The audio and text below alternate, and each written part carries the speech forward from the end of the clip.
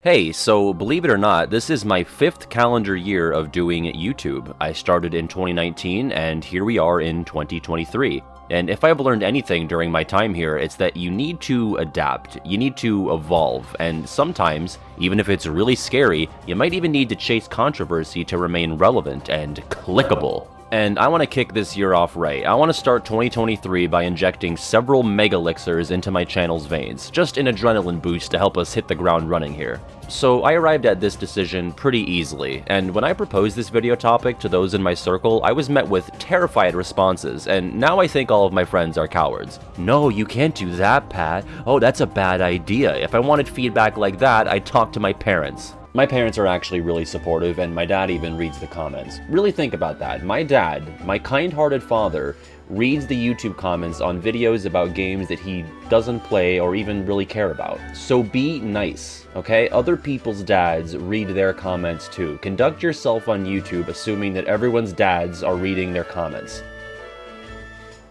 Anyway, I know this is a touchy subject, but I'm ready to make like Utada and face my fears. I've been in the fandom since I was 6. I lurked on GameFAQs message boards, I've spent hours on Reddit, and even saw 1 or 2 discussions take place there as well. I am fully aware of the nature of ship discourse. That is to say, I know that there's discourse, but as soon as I hear what it's about, I sort of shrug and move along without looking into it super closely. People get so passionate. I mean, I've heard there are entire blogs and Twitter accounts, and I would assume government watch lists dedicated to various different Kingdom Hearts ships. People lose friendships and get ostracized by their communities over this stuff. So, as someone who never thought too deeply about it, I figured it'd probably be best to suddenly formulate and share my opinion. People like it when that happens. So I'm going to be ranking every notable KH ship that I can think of. I say notable because we could be here forever rummaging about in different niche obscurities. Please try as hard as you can to be civil. I'm not personally attacking you if I have your favorite ship low on my list. And I beg of you, if you're gonna make a death threat, use my email so my dad doesn't have to read it. Without further ado, let's begin. At the bottom of the list, and I know I'm going to make a lot of UK fans mad with this one, but I think I have to go with the Endeavour, Cutler Beckett's ship from KH3 Caribbean. We're going to be talking about a lot of pirate ships in this project, and this one is just doing the least for me. You could cut Cutler's ship from the game and not really miss out on a ton. Unlike a lot of the other Caribbean or Port Royal ships, you never engage with it in a meaningful way, and it's entirely relegated to cutscenes. Like, I would have loved to have actually fired one of the shots that results in one of the very few actual bona fide Kingdom Hearts murders, but we have no agency in the occasion. You'd think it would have endeavored to be something a bit more interesting, but its best moment is when it's more splinters than ship. I can already hear the British corner of the fandom outside my door yelling things like bangers and mash or universal healthcare, but threats and gloating are not going to make me change my mind. I've already committed to this exercise and I'm standing my ground. It's nothing personal, it's just good business. Only saved from last place due to the fact that it's something we can tangibly interact with, it's Clue's ship, the Rectifier. You know, there's one specific anatomical section of the body I could compare the Rectifier to, but I can't quite think of it. It's on the tip of my butthole, but I struggle to remember the term. The Rectifier is not aided by the fact that it resides in my least favorite world in Dream Drop Distance, a game that I always thought deserved all of the scathing video essays levied against Birth by Sleep. It's like picking on a kid who does the Naruto run at recess even though he sits right next to the kid who uses a rolly backpack, and I can say that, I was friends with both kids. I need to save material here for a more focused Dream Drop video, so I'll just say this. Where the fuck am I? And also, Jesus Christ, I don't know if I've ever managed to navigate this moldy lunchbox without getting turned around somehow. It doesn't help that the grid itself is this blocky, blue-gray mush that I tend to get lost in on the whole. The Rectifier is just this bland, soulless rectangle filled with cargo bins that I assume contain shipments of other games I'd rather be playing just to fuck with me. It's okay if you like Dream Drop Distance, by the way. I just don't really like it very much. And like, yeah, I know you can just look at the map and that it's probably not that difficult to get through, but when I first played Dream Drop, I had just recently come off of KH2, so the concept of level design was still a bit foggy in my head. I was used to entering a room and seeing the exit to the next room without moving, and now I'm being asked to like, look around or jump on something. I had to de-rust a bit, but at this point I think I'd rather just be de-rezzed. Let's hop back over to pirate ships, but in an ocean a bit bigger than the Caribbean. It's the pirate ship from KH2's Gummy missions, called Pirate Ship. At least that's what the Cage Wiki calls it, and I'm assuming that is in fact its official name. Once again, this thing isn't getting many points for hanging out in my personal least favorite of the Gummy Ship segments across the numbered titles. I swear this wasn't meant to be a stealth bombing mission against Cage 2. I can actually direct you to a video comparing the Gummy Ship stuff in each game to hopefully explain myself. It's by regular Pat, but I think he works really hard and does a pretty good job, even though he can sometimes be a bit of a rectum. Oh, rectum, that was the word. To be honest, most of my grudge against Pirate Ship can be credited to how it's not the boss for the mission that unlocks Port Royal.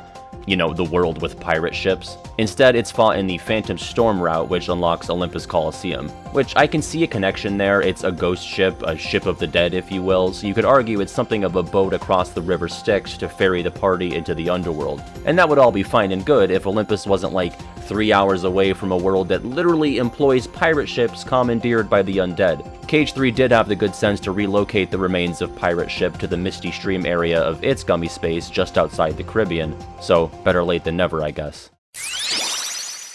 Staying in space, but also not really, it's the Toy Box UFO. You know, this little bastard you have to chase around and then forget about until the next time you play. I don't like it. I get to this part and I just never feel like chasing it. Unless I re-envision it as internet clout, then I'm like, oh yeah, gimme, I gotta have that stuff. Its one saving grace is that beating it down will earn you the Thunder Spell, which has always been one of my favorites throughout the series. Thankfully, if you're playing the Cage 3 randomizer, my friends Water and Critic were kind enough to truncate this encounter to put both the ship and the player out of their shared misery. Good job, guys, that was very nice of you. Nirvana has been reached, and it smells like sweet spirits. Wait, no. Might as well stay in Toy Box and knock out the King of Toys. Between him and the Volcanic and Blizzard Lords, I don't know who's responsible for enabling these Monarch Heartless, but I'm more than happy to roll out the custom guillotines for each and every one of them. I talked about this ship fairly recently in my Cage 3 boss ranking, and my feelings haven't really changed in the past month or so, even though I do think about him every day. He's got a pretty cool apartment, but that's about it, and his furniture gets thoroughly fucked up by the time you're through with him. He's a fairly middle-of-the-road Heartless boss by my standards, and he'd probably end up in the donate or yard sale box if I had the choice. Better yet, give him to Bonnie so he can live there and then break his promise to fuck off and hang out with a fork or whatever. Toy Story 4 kind of bugged me. Let's circle back to take care of another pirate ship and take a look at the Flying Dutchman. I prefer the real Flying Dutchman, but this one is also pretty neat. It's one of the coolest one-time boss arenas in the series, or at least it beats the piss out of the open ocean and the Jenga hellscape where you fight Genie Jafar. Davy Jones is the boss here, and while it's not the most interesting fight in terms of Davy's raw combat abilities, the Dutchman is a sort of atypical boss arena, unlike most boss environments in the series. It's nothing crazy, but it's got multiple layers and some mast poles to navigate around. The highlight here is the aesthetics though, and by the way, I've been told I say aesthetic weirdly, so I'm retroactively sorry for all the times I said aesthetic. I just wanted to sound fancy, aesthetic. But I'll say aesthetic if it makes everyone happy. I touched on it in the Cage 3 boss ranking, but the stormy atmosphere is something we basically never get in the game, so it helps make the fight against Jones on the Dutchman stand out as a pretty memorable encounter. It's also the site of Sora's no-keyblade bare-knuckle beatdown, which Sakurai unfortunately failed to fully incorporate into his Smash moveset. Remaining in the Caribbean, albeit in its murkier former self, I think this is a good spot for the Interceptor, which is apparently noted as being the fastest ship in the Caribbean, though my favorite iteration of this ship is actually the slowest one in the Caribbean. While the Interceptor is still in intercepting mode, it's a pretty run-of-the-mill pirate ship and would later essentially be soft copy-pasted to make the more iconic Black Pearl. The Interceptor was at least home to several legendary battles in which Heartless would board the ship and then be soundly defeated by going inside the ship's hold and waiting for them to go away. But the Interceptor, like several great artists, is perhaps most appreciated after its death. Its transformation into the ship graveyard form change is definitely its more iconic appearance, and a cool example of a world feeling like it's evolving and changing as you progress through it. Technically, only one of the ships here is actually the Interceptor, and the rest are other vessels that got torn up by nearby waters, but we'll lump them all into this entry. One of the areas has this anchor thing that you can hit, and I like that. I like interacting with the environment. It's like I'm really there. Next up on the ship ranking is Friendship. Friendship is a theme that's touched on occasionally throughout Kingdom Hearts, but it's kind of been on the back burner ever since the series shifted its focus to late-stage capitalism and the exploitation of the working class. As it stands, I'm satisfied with how Friendship has been explored in the games, and I don't really need to see any more of it. It's pretty mid. Let's head back up into the cosmos and talk about the deep space ship, which is distinctly not Hawaii. And that's my biggest gripe with the ship, that it's not Hawaii and that I can't do a hula mini game with Lilo to stop, look, and listen. Do you know that song is actually called Rubberneckin'? Because I did not. I had to look it up.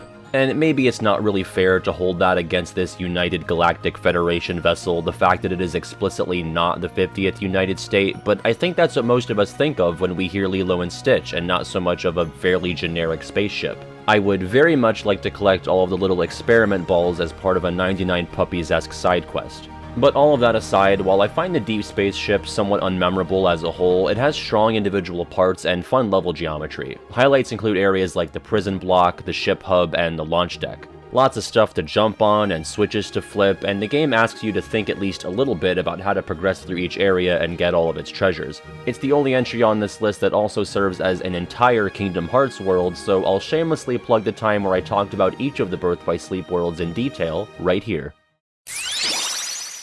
Back to pirate stuff, the highest living entity on this list is the Battleship Heartless. Unlike the King of Toys, this vessel doesn't feel the need to fashion itself with some title. It's not the Prince of Battleships or Super Ultra Battleship the 7th, it's just Battleship, and I respect that a ton. Something I didn't really notice is that the final mix version of the Battleship looks like the vanilla version of the Search Ghost got himself an eye patch and signed on to the Heartless Navy. Like they have a pretty similar skin tone and the same crooked mouth. The battleships first show up before the Captain Hook battle in Neverland, which is on a ship itself, so if this were 2007 I'd put an exhibit meme here. I guess I did it anyway, so. I always thought the battleships were so cool because they're like a mini boss. Their health can just slightly extend past that usual single bar sported by most Mook enemies, and their design is just like weirdly complex for no reason. It's got all these different parts and even special drops for destroying those parts before sinking the ship itself. It has like 5 different attacks, but you can literally mutilate it to the point where it can only do that simple charging move. There are other big late-game Heartless in the series like the Devastator or Anchor Raider, but this one feels so intricate and thoughtful. They're definitely a bit more intimidating when fought in the Colosseum where Sora can't reach them as easily, but they're still bulky and dangerous during those Neverland battles. Points for having a healing cannon that you can purposefully intercept and get shot by for your own gain. I wish you could do something like that with the Green Requiems, like you just grab them out of the sky and like squeeze the healing juice out of them or something. I'm gonna move on to the next thing now. One of the very few ships on this list that isn't associated with piracy or space travel is Geppetto's ship, or the remains of it, in Monstro. You might be thinking I have this pretty high for a relatively small and barely intact vessel, but I have my reasons. Despite being infested with bacteria from every corner of outer space, inner space, and Italy, the mouth is one of the comfiest rooms across the entire series. This can in large part be credited to Geppetto's ship, something of a refuge amidst a pile of soggy wooden planks and whale spit. And Geppetto was lucky enough to not only survive being swallowed by Monstro, but for his bed, dresser, and Cleo to remain intact as well. Maybe I'm a weirdo, in fact I know I am, but I feel as if I can settle down and start a family on this boat, or at least own a fish, which is the same thing. It's the only place that feels safe or inviting in an otherwise cruel and unforgiving series of whale tunnels, accessed through these whale holes. I feel like I forgot how to end these sections. Is the Black Pearl really that good? I feel like it's this high up because of its reputation, like how it's part of a movie title that launched a massive franchise that was almost pretty good. It's got a great name and good branding, but I think that's doing a lot of the heavy lifting. It's a notoriously slippery vessel since so much of the plot of the games and movies revolve around trying to get the Black Pearl back into Jack's possession. This is best illustrated in its most iconic appearance where it runs away from you in Davy Jones' locker. I think this is one of the best opening sequences to a world in the series. A scene pulled from the movie, sure, but you get to participate and see the cage spin put on it. I remember feeling really clever when I thought to use Blizzard to gain speed to catch up with the ship, and was annoyed when I realized the game itself will actually tip you off to that. It's also neat how you can actually command the Black Pearl in Cage 3 after leveling up the Leviathan, since in Cage 2 it was essentially just a save point and a fast travel hub. Your mileage may vary on whether it's a better pick than a maxed out Leviathan, but we'll get to that later. Next up, we have a tool of genuine mass destruction and a ship that launched 1,000 complaints, the Attraction Flow pirate ship from Cage 3. I'll admit I have mixed feelings about Attraction Flow, though you could mistake its inclusion in the game as a plague of locusts if the internet is any indication. There are pros and cons to attraction flow, including the pirate ship. Namely, for the former, the capacity to deal a shitload of damage while in an unkillable state. That's also a con for some folks, and I get that. But the glee I derived from successfully ship-locking Terranor on critical level 1 is enough to steer this ship to this spot on the list. Although I can't fault anyone for having a bit of distaste for these rides, since they often interrupt whatever battle track you're listening to with Hand in Hand, and can sometimes break the dramatic tension during occasions like the anti-Aqua battle. Despite my appreciation for its destructive power, I do think the pirate ship is one of the weakest attraction flows since it's a bit mindless. From bottom to top, I'd probably go Pirate Ship, Teacups, Splash Run, Blaster Blaze, and Magic Carousel. I think as you work your way up, there's more agency and timing required, and your positioning for things like Splash Run and Blaster Blaze matters more. There's a ranking within the ranking for you. You know, I've never actually been on a pirate ship ride at a theme park because as a kid I was always afraid of falling out. Now my greatest fear is falling off, so my fear has at least evolved to suit my current lifestyle. At number 4, we have one of the spookiest areas in a Disney World throughout the games. It's the Sunken Ship in Atlantica. The Sunken Ship is a stark contrast to the brighter and more colorful rooms throughout the rest of the world. Even the rooms that make up Ursula's territory have a bit more color to them, but the Sunken Ship rooms are dark and lonely. Under the Sea feels just a bit inappropriate for this area, though I feel like if they went with silence here, I would still have not beaten KH1 to this day. But it's nice to have something of a set piece from The Little Mermaid instead of the usual big blue ocean rooms created for the game. It's got some of the best treasure chests in Atlantica, with stuff hidden in both the exterior and interior parts of the wreckage. It's also got this separate exit to the undersea gorge that nets you an orichalcum from the big chest above the geyser. So I've always liked this area for encouraging and rewarding curiosity and exploration. But most importantly, this is the site of possibly the highlight of the Atlantica visit, and that's the fight against the shark. Sweet merman Jesus, did this scare me shitless as a kid. It's like the closest thing the game has to a jump scare, and like sure, it gives you a heads up when you first head into the ship, but it still wasn't not scary when he came crashing through the window. Not that Sora could give a single aquatic damn about it. Coming in at number 3, another KH1 ship, it's the Jolly Motherfucking Roger, Captain Hook's ship, which would also go on to appear in Days and Birth by Sleep. For my money, it's the most iconic Disney ship in the series, maybe besides Mickey and Minnie. Did you think this video was going to be about that kind of ship? I'm sorry if I misled you.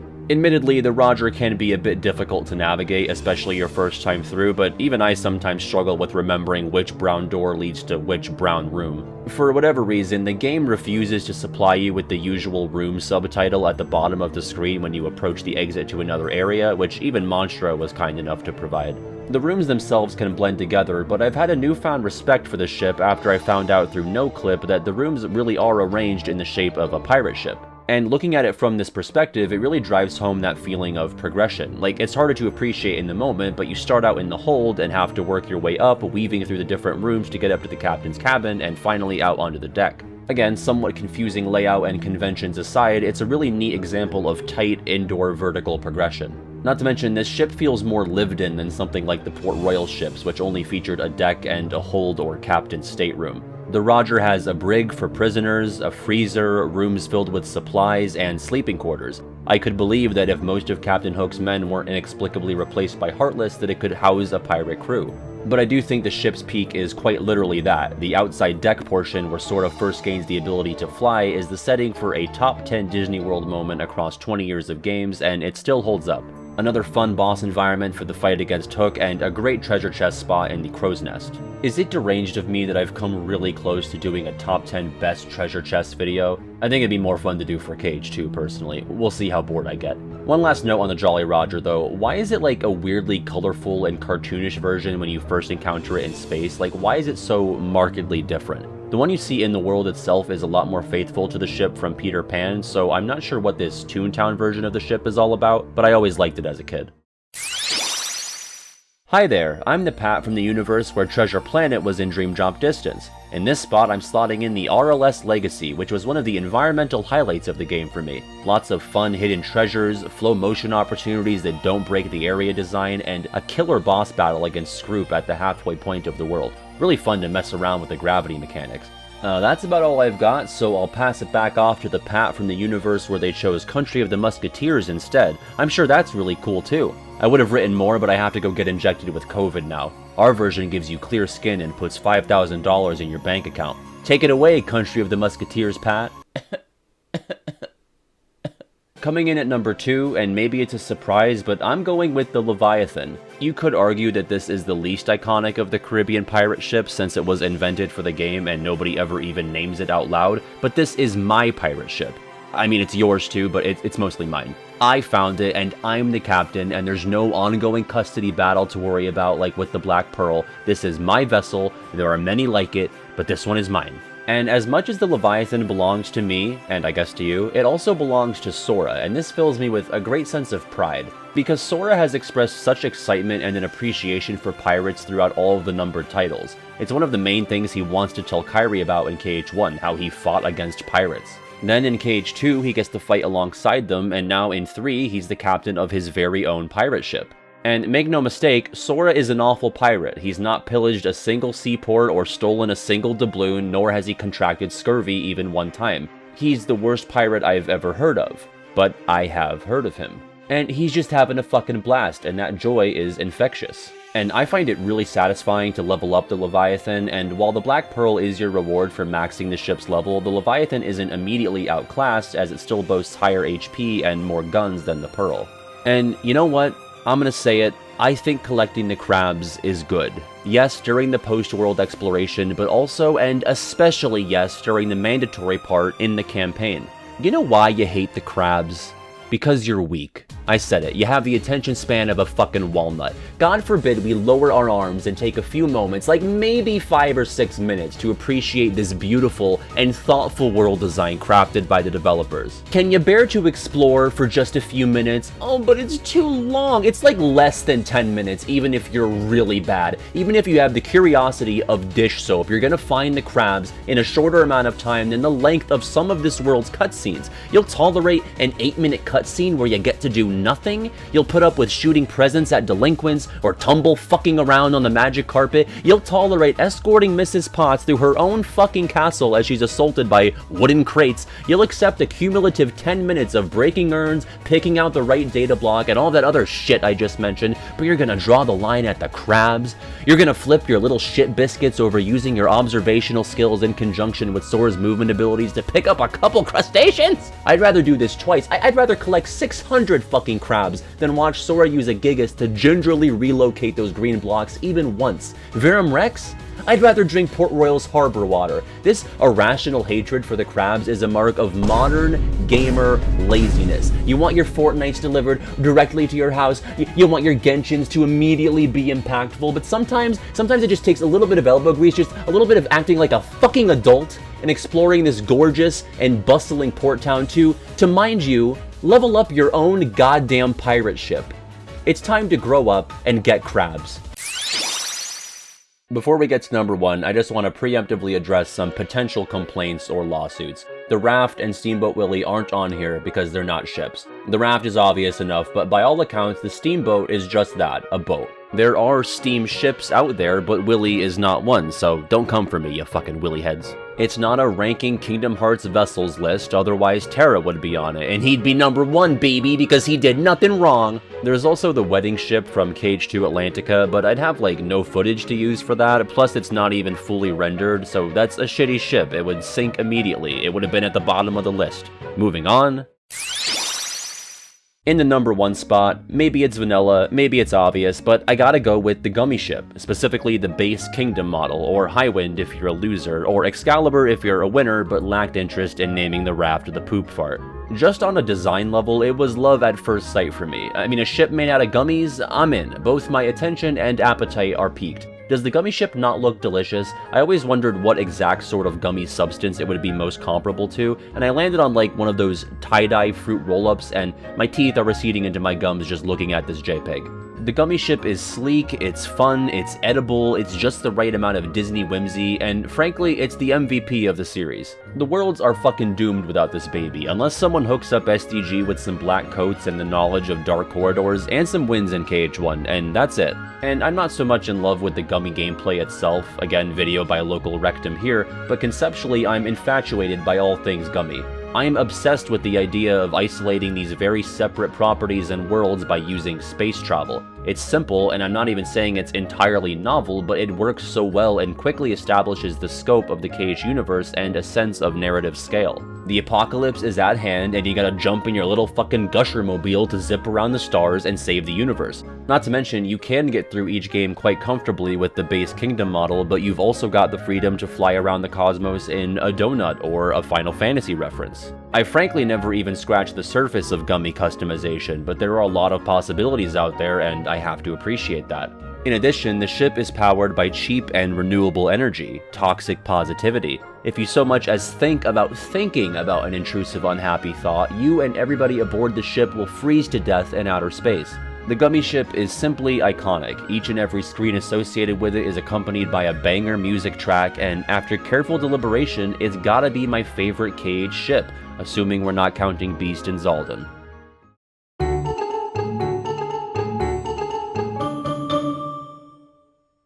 Hey, thanks for watching my dumbest video of 2023 so far. This one was really only in production like post-Christmas. I think I started on it like maybe 1 or 2 days before New Year's. I kind of spent most of the latter half of December kind of chilling and enjoying the holidays, recuperating because I got COVID, me and regular GF, but thankfully we're both fine. Christmas was a little off kilter, but we still, you know, enjoyed the holidays, and I'm feeling refreshed and ready to go for 2023. Also wanted to update you all on the Patreon stretch goal that I announced in the Cage 3 boss ranking. That has been met, so I do plan on making the Days related video and the Cheapquel sequel video 2 of my next projects. You could probably look out for those in the coming weeks and months. And yeah, I'm just really excited. I had a really nice 2022, and I just can't wait to keep making stuff this year. And if you'd like to also support the channel, you can head on over to patreon.com/regularpat. Every day, every week, every month, I am just astounded by both the generosity and the sense of community that has cropped up around this crazy channel that is just dedicated to making fun stuff about Kingdom Hearts. And I plan to keep doing that, and I hope you all plan to keep watching. It would mean a whole bunch to me. So thank you so much for watching, and I'll see you next time, and I'll kick it to the credits. Bye.